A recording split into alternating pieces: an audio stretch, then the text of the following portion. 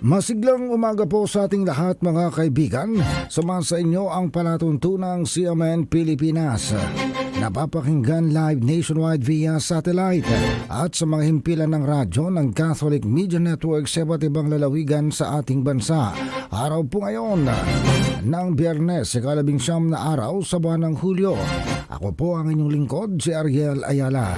Sa ating mga balita, sa araw na ito ng Biyernes, ang low pressure area ang malapit sa Occidental Mindoro ay nasang patuloy na magdadala ng pag-ulan sa malaking bahagi ng ating bansa hanggang bukas araw ng Sabado ayon sa Pag-asa.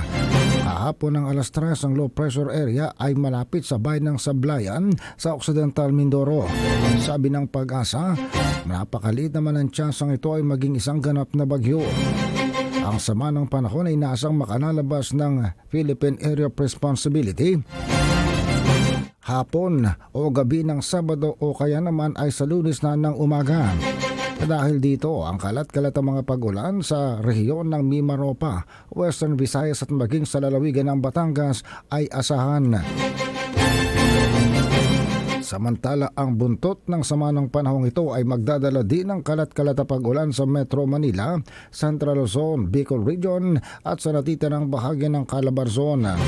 Samantala, kung ligtas man sa low pressure area, ang Southern Luzon o ang Bicol Region, Visayas at Mindanao, apektado naman sila ng habagat o southwest monsoon.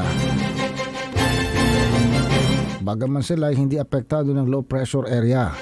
Dahil dito sa habagat, ang kalat-kalat na pag-ulan ay magaganap sa Mindanao at sa buong Kabisayaan.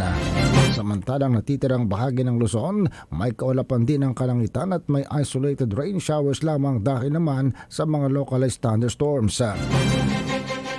Samantala, babala ng Pag-asa ang flash floods o biglang pagbaha at mga pagguho ng lupa dahil sa malakas na pag-ulan ay posible sa mga lugar na ilang araw nang pinapataka ng ulan.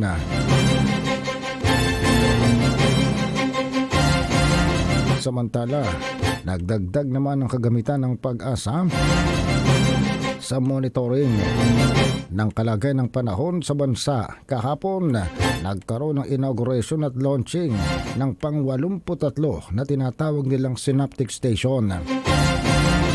Ang Synaptic Station na gagana 24 na oras, 7 araw, 1 linggo o 24/7 ang kauna-unang weather station na nailagay sa lalawigan ng Bulacan. Ito ang magmo-monitor at mag-a-analyze ng weather data at magbibigay ng tama at napapanong forecast at warning system sa bahaging iyon ng ating bansa.